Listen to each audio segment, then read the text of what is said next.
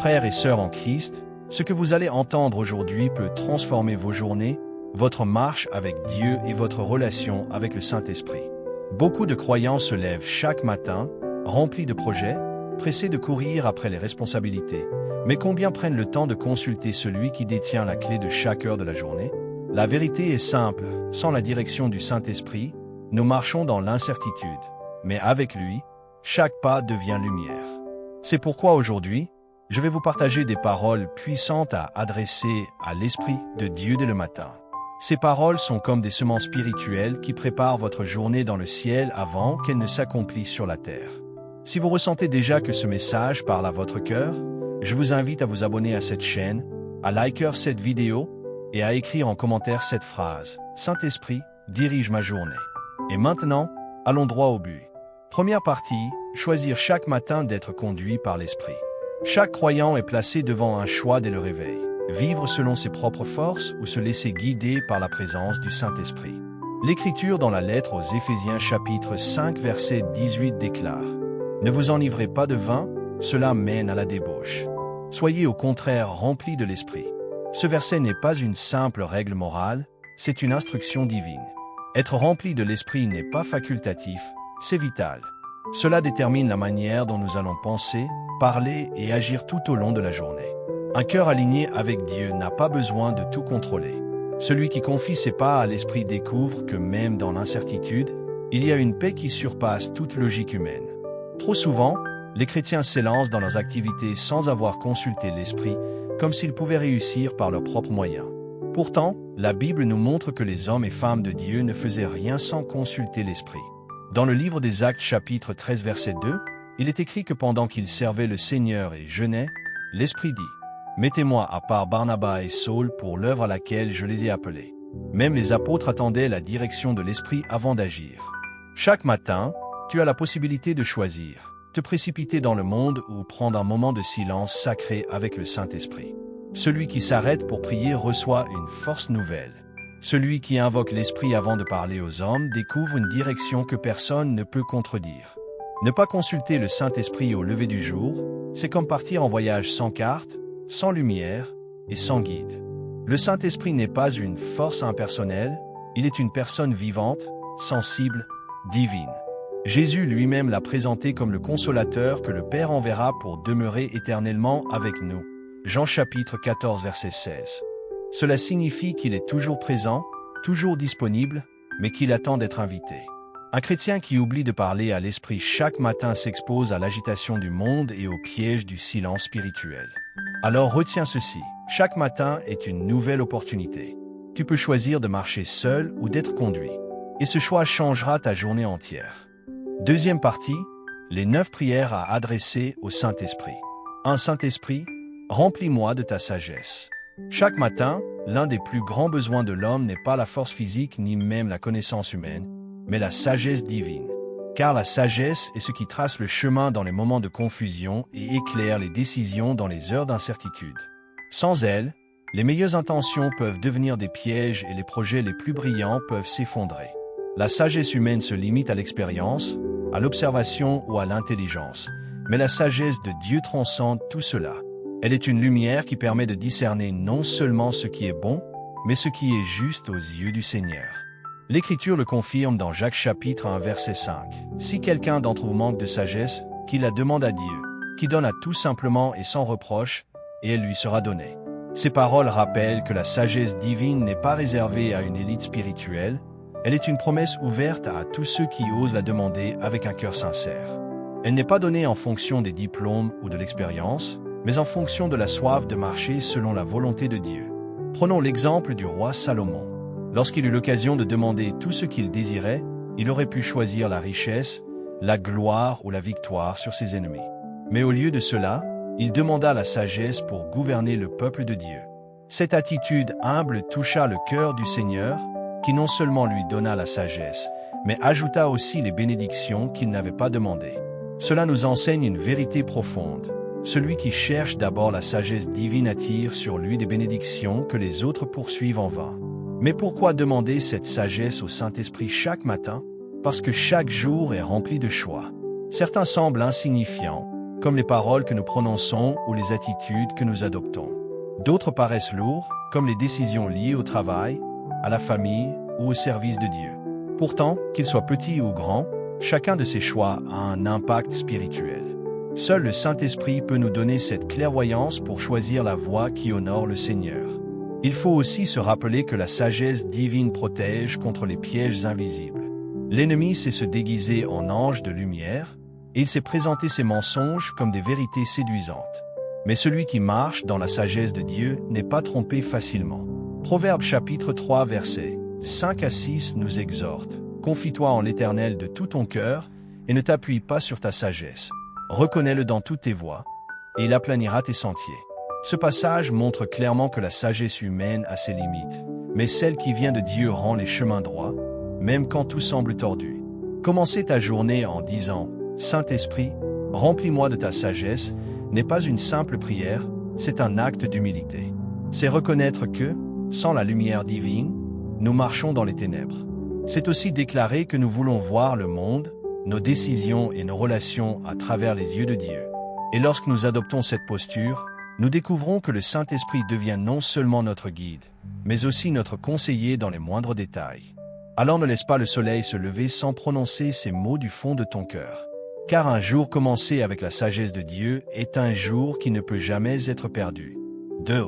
Conduis mes pas, même là où je ne comprends pas. Il existe dans la vie chrétienne des moments où tout semble flou. Nous avons des projets, des désirs, des directions en tête, mais nous ne savons pas toujours quel chemin choisir.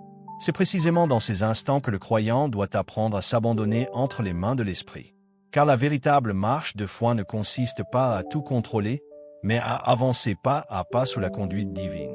Le livre des Proverbes chapitre 16 verset 9 nous rappelle cette vérité. L'homme fait des projets, mais c'est l'Éternel qui dirige ses pas. Cette parole met en évidence deux réalités. D'un côté, l'homme planifie.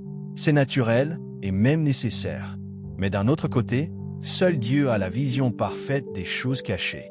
Il connaît les détours que nous ne voyons pas, les obstacles que nous ne prévoyons pas, et surtout, les bénédictions que nous ne soupçonnons pas. Un exemple frappant se trouve dans la vie d'Abraham. Dieu lui dit simplement « Va-t'en de ton pays, de ta patrie et de la maison de ton père, dans le pays que je te montrerai. » Genèse chapitre 12 verset 1. Aucune carte, aucun plan détaillé, aucune garantie humaine. Seulement une promesse et un appel à la confiance. Abraham aurait pu hésiter, mais il a choisi d'obéir. Et c'est dans cette obéissance que s'est déclenchée la bénédiction, non seulement pour lui, mais pour toutes les générations après lui. Cette prière du matin, « Conduis mes pas, même là où je ne comprends pas », est un cri d'abandon.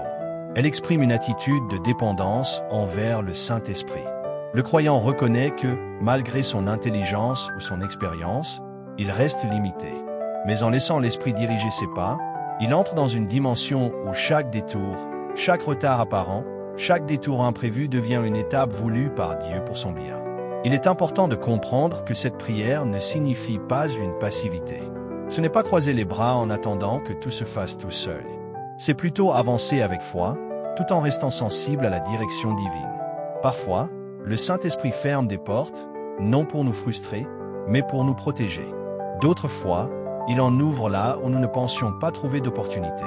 Celui qui apprend à remettre ses pas au Seigneur découvre que les retards de Dieu ne sont jamais des refus, mais souvent des préparations.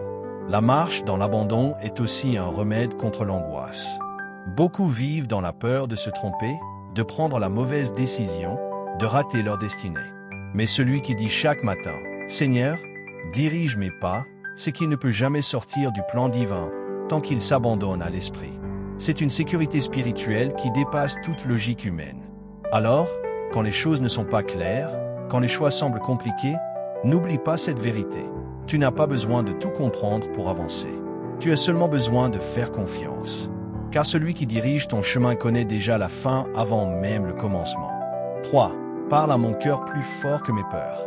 Il existe des voix que personne n'entend, mais qui résonnent pourtant avec force à l'intérieur de nous. Ce sont les voix des inquiétudes, des doutes, des blessures du passé. Elles parlent dans le silence de la nuit, dans les moments de solitude, et elles répètent inlassablement la même chose. Tu n'y arriveras pas. Tu es seul. Dieu t'a oublié. Ces voix sont trompeuses, mais elles paraissent parfois si réelles qu'elles finissent par influencer nos décisions et notre façon de vivre. Pourtant, au milieu de ces bruits intérieurs, il y a une autre voix. Elle est douce, mais ferme. Elle ne crie pas, elle ne bouscule pas, mais elle guérit. C'est la voix du Saint-Esprit. Et lorsque tu apprends à l'écouter, elle prend le dessus sur toutes les autres. Le psaume 32 verset 8 dit « Je t'instruirai et te montrerai la voie que tu dois suivre, je te conseillerai, j'aurai le regard sur toi. » Voilà la promesse, Dieu n'abandonne pas ses enfants dans le brouillard des peurs. Il parle, il guide, il conseille. L'histoire d'Élie en est une belle illustration. Après avoir vu la puissance de Dieu se manifester sur le mont Carmel, Élie se retrouve soudain écrasé par la peur. Découragé, il se cache dans une caverne, convaincu que tout est fini. Mais Dieu ne vient pas à lui dans le vent violent, ni dans le tremblement de terre, ni dans le feu. Il vient dans un murmure doux et léger. Ce détail n'est pas anodin. Dieu voulait enseigner à Élie et à chacun de nous que sa voix n'a pas besoin de tonner pour être puissante. Elle est discrète, mais elle a le pouvoir de restaurer une âme brisée. Lorsque tu pries le matin, parle à mon cœur plus fort que mes peurs, tu reconnais que ces peurs existent, mais tu refuses de leur donner la dernière parole. Tu ouvres ton esprit à une vérité plus grande que toutes tes craintes. Et cette vérité, c'est la voix du Saint-Esprit qui affirme « Tu es aimé, tu es choisi, je marche avec toi ». Cette prière est une arme spirituelle, car les peurs se nourrissent du silence, mais elles s'éteignent face à la parole de Dieu. Chaque fois que tu écoutes l'Esprit, tes peurs reculent. Non pas parce que les circonstances changent immédiatement, mais parce que ton cœur change de perspective. La tempête peut encore gronder autour de toi, mais la paix en toi devient plus forte. N'oublie jamais, les peurs disent ce qui pourrait mal tourner. L'Esprit dit ce que Dieu a déjà préparé. Les peurs paralysent. L'Esprit libère. Les peurs accusent. L'Esprit rassure. Voilà pourquoi il est vital d'inviter cette voix dès le matin, avant même que le monde n'ait le temps de couvrir ton âme de ses inquiétudes. Alors, quand tu sens que tes pensées s'emballent, que l'angoisse monte, fais cette prière simple mais puissante. Saint-Esprit, parle à mon cœur plus fort que mes peurs. Et tu verras que la paix de Dieu ne se discute pas, elle s'impose. 4. Garde ma langue pour que je ne blesse personne aujourd'hui. Chaque matin, nous recevons un don invisible mais redoutablement puissant, le pouvoir de parler. La langue est petite, mais son influence est immense. Le livre de Jacques chapitre 3 enseigne que la langue est un petit membre et qu'elle peut pourtant enflammer tout le corps. C'est une image forte, une simple étincelle peut déclencher un incendie. De la même manière, une parole mal placée peut détruire une relation, salir une réputation ou briser un cœur déjà fragile. Mais à l'inverse, une parole remplie de grâce et inspirée par le Saint-Esprit peut changer une vie. Elle peut réconforter celui qui est découragé, relever celui qui tombe, redonner espoir à celui qui n'en a plus. Voilà pourquoi il est crucial, dès le matin, de faire cette prière. Saint-Esprit, garde ma langue pour que je ne blesse personne aujourd'hui. Nous ne mesurons pas toujours la portée de nos mots. Une remarque lancée sans réfléchir, une critique exprimée avec légèreté, une réponse prononcée sous la colère. Et le mal est fait. Pourtant, la Bible nous avertit dans le livre des Proverbes chapitre 13 verset 3. Celui qui veille sur sa bouche garde son âme. Celui qui ouvre de grandes lèvres court à sa perte. Dieu nous rappelle ainsi que nos paroles protègent ou exposent notre vie spirituelle. Regarde l'exemple parfait de Jésus. Même lorsqu'il était confronté à l'injustice, aux moqueries ou aux accusations mensongères, il ne répondait pas avec violence. Ses mots étaient toujours empreints de vérité, mais jamais utilisés pour blesser gratuitement. Il savait quand se taire et quand parler. Ses paroles étaient des semences de vie, même pour ceux qui cherchaient à le condamner. Voilà le modèle que nous devons suivre. Dans la réalité quotidienne, nous croisons des personnes qui portent des blessures invisibles. Un collègue qui cache sa fatigue, un ami qui traverse une épreuve, un inconnu qui lutte avec ses propres chaînes. Et parfois, il suffit d'une parole pour raviver une douleur, mais il suffit aussi d'une parole pour apporter guérison. C'est pour cela que cette prière est indispensable. Demandez au Saint-Esprit d'habiter nos mots, afin qu'ils deviennent des instruments de paix. Cette prière n'est pas seulement une protection pour les autres. Elle est aussi une protection pour toi. Car chaque mot prononcé laisse une trace dans ton cœur. Quand tu bénis, tu t'élèves toi-même. Quand tu blesses, tu t'alourdis intérieurement. Le Saint-Esprit veut non seulement purifier ton langage, mais aussi transformer ton cœur, car c'est de l'abondance du cœur que la bouche parle. Évangile de Matthieu chapitre 12 verset 34. Alors, chaque matin, prends un instant avant de parler au monde pour parler à Dieu. Demande-lui de sanctifier ta langue, de guider tes mots, de transformer tes paroles en bénédiction. Car une journée peut être marquée par une seule phrase, et cette phrase peut être le reflet du ciel ou l'écho de la chair. Fais le choix de l'esprit, et tes paroles deviendront des semences de vie partout où tu passes. 5. Fortifie-moi dans les silences, les regards, les épreuves invisibles. Il existe des batailles que personne ne remarque, des guerres silencieuses qui se livrent à l'intérieur de l'âme. Tu te lèves le matin, tu souris aux autres, tu fais semblant que tout va bien. Mais au fond, tu portes un poids que personne ne connaît. Ce ne sont pas toujours les grandes crises visibles qui épuisent le plus. Parfois, ce sont les attentes déçues, les regards qui jugent en silence, les paroles qui ne sont jamais dites mais que tu ressens comme des flèches invisibles. C'est pour ces moments que cette prière est vitale. Saint-Esprit, fortifie-moi dans les silences, les regards et les épreuves invisibles. Le monde valorise ce qui brille, ce qui se voit, ce qui attire l'attention. Mais Dieu, lui, regarde à l'intérieur. Il voit tes combats cachés, il connaît les larmes que tu retiens, il entend les soupirs de ton cœur. L'apôtre Paul, dans la deuxième épître aux Corinthiens chapitre 12 verset 9, partage ce message puissant. « Ma grâce te suffit, car ma puissance s'accomplit dans la faiblesse. » Cette parole est une promesse. Là où tes forces atteignent leurs limites, la force de Dieu prend le relais. Paul aurait pu demander que Dieu enlève ses épreuves, mais il a compris que le Seigneur lui donnait quelque chose de plus précieux. Une force intérieure qui ne dépend pas des circonstances. Cette même force est offerte à ceux qui s'abandonnent au Saint-Esprit dans les moments de solitude et de douleur silencieuse. Jésus lui-même en a fait l'expérience. Face aux humiliations, aux coups, aux regards méprisants, il n'a pas réagi avec violence. Il a supporté, non pas parce qu'il était insensible, mais parce qu'il était rempli d'une force divine. Une paix surnaturelle habitait son cœur, une paix qui venait directement de la présence du Père et de l'Esprit. Et toi aussi, tu peux marcher avec cette même force. Le monde ne comprendra peut-être jamais ce que tu traverses en secret, mais le Saint-Esprit, lui, le sait. Il ne te promet pas toujours d'enlever le poids, mais il promet de marcher avec toi sous ce poids, jusqu'à ce que tu découvres que tu n'étais jamais seul. Quand tu fais cette prière le matin, tu invites l'Esprit à devenir ton refuge intérieur. Tu lui dis, « Je ne peux pas tout porter, mais toi, tu peux me donner la force de rester debout. » Et c'est souvent dans ces moments, loin des regards, que le Saint-Esprit agit le plus profondément. Car la véritable victoire spirituelle ne se mesure pas dans les applaudissements du monde, mais dans ta capacité à tenir quand personne ne voit ta lutte. Alors, ne méprise pas tes combats invisibles. Dieu les connaît, et il les utilise pour t'ancrer plus profondément en lui. Chaque silence, chaque regard, chaque douleur secrète peut devenir une opportunité pour expérimenter la puissance du Saint-Esprit. Fais cette prière chaque matin, et tu découvriras que même au milieu de la tempête intérieure, une paix inexplicable viendra te remplir. 6. Apprends-moi à voir les autres avec tes yeux, pas avec mes jugements. Nous vivons dans un monde où le regard est souvent plus rapide que le cœur. Nous voyons une personne, et presque instantanément, nous émettons un jugement sur son apparence, son comportement, ses choix de vie. Cela se fait parfois sans même en avoir conscience. Mais ces jugements, qu'ils soient silencieux ou exprimés, ferment la porte à l'amour que Dieu désire répandre à travers nous. C'est pour cela que cette prière est essentielle. Seigneur, apprends-moi à voir les autres avec tes yeux, pas avec mes jugements. Lorsque Jésus marchait sur la terre, il croisait des hommes et des femmes que la société rejetait. Les malades, les lépreux, les collecteurs d'impôts, les prostituées. Tous étaient considérés comme indignes par le regard des religieux ou des foules. Pourtant, Jésus posait sur eux un regard différent. Il voyait au-delà des étiquettes, il percevait le cœur, il discernait les blessures cachées. Là où les autres voyaient des pécheurs à condamner, lui voyait des âmes à sauver. Souviens-toi de l'épisode avec la femme adultère.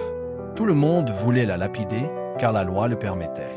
Mais Jésus a dit que celui d'entre vous qui est sans péché jette le premier la pierre. Et un à un, ils ont tous quitté les lieux, conscients de leur propre faiblesse. Jésus n'a pas approuvé le péché, mais il a offert un regard de grâce et de restauration. Voilà ce que signifie voir avec les yeux de Dieu, ne pas nier la vérité, mais toujours l'associer à la miséricorde. L'apôtre Paul écrit dans la première lettre de Samuel chapitre 16 verset 7. L'homme regarde à ce qui frappe les yeux, mais l'Éternel regarde au cœur. Cette parole doit devenir une clé dans nos relations. Car souvent, nos jugements sont basés sur ce que nous voyons de l'extérieur.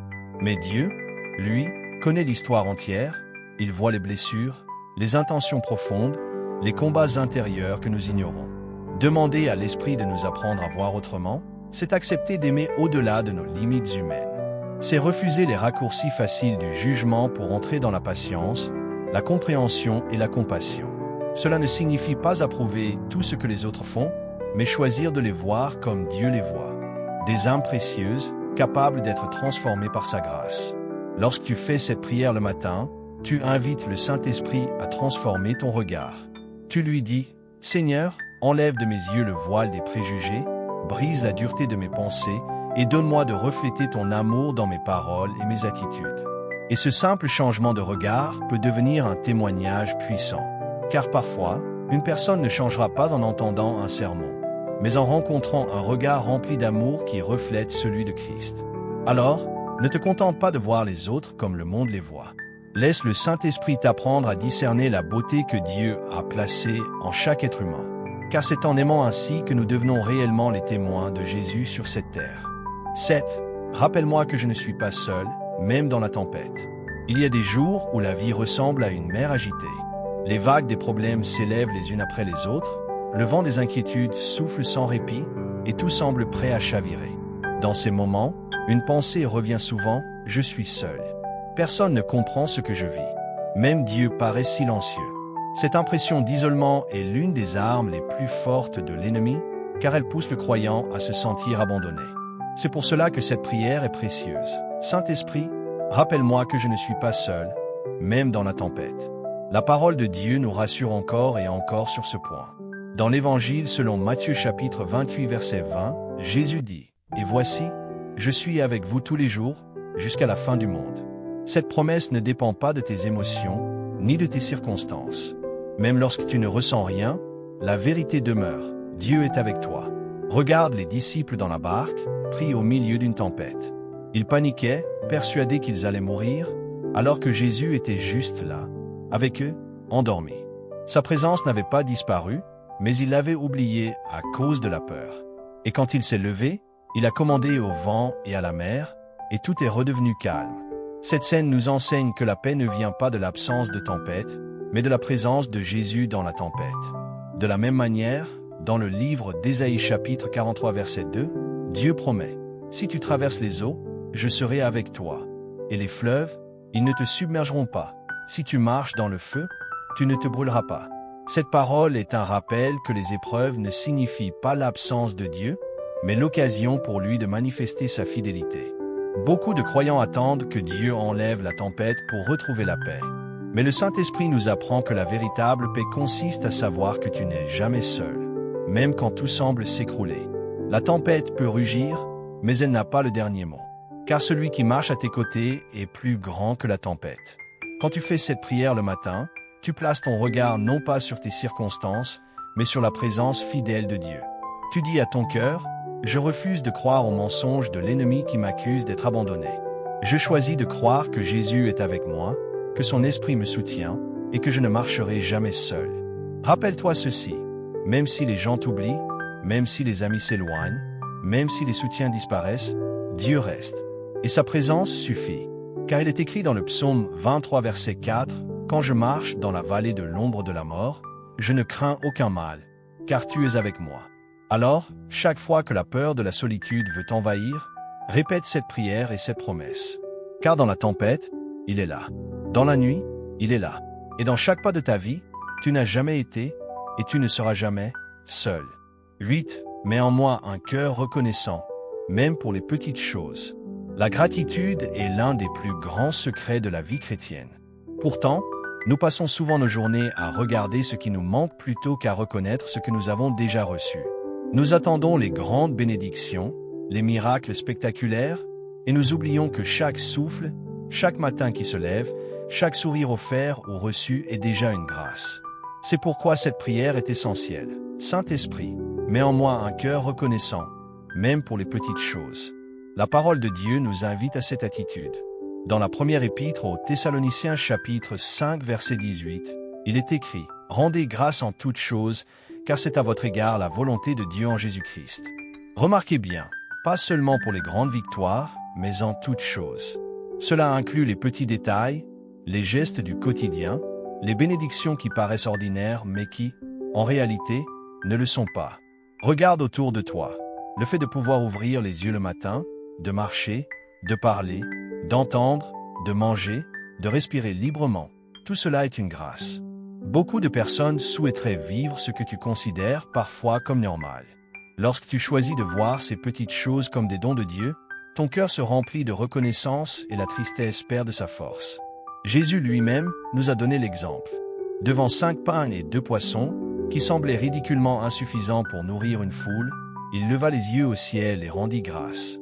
Et c'est cette attitude de gratitude qui a ouvert la porte au miracle de la multiplication. La reconnaissance attire toujours la bénédiction, car elle manifeste la foi et honore la fidélité de Dieu. La gratitude transforme également notre manière de voir les épreuves. Même dans les moments difficiles, il y a toujours une raison de remercier. Non pas pour la douleur en elle-même, mais pour la présence de Dieu au milieu de cette douleur, pour la force qu'il donne dans la faiblesse, pour la paix qui surpasse toute intelligence. Demander chaque matin au Saint-Esprit un cœur reconnaissant, c'est choisir une perspective différente. C'est dire, je refuse de passer ma journée à me plaindre ou à envier ce que je n'ai pas. Je choisis de voir ce que j'ai déjà reçu et j'élève un chant de reconnaissance.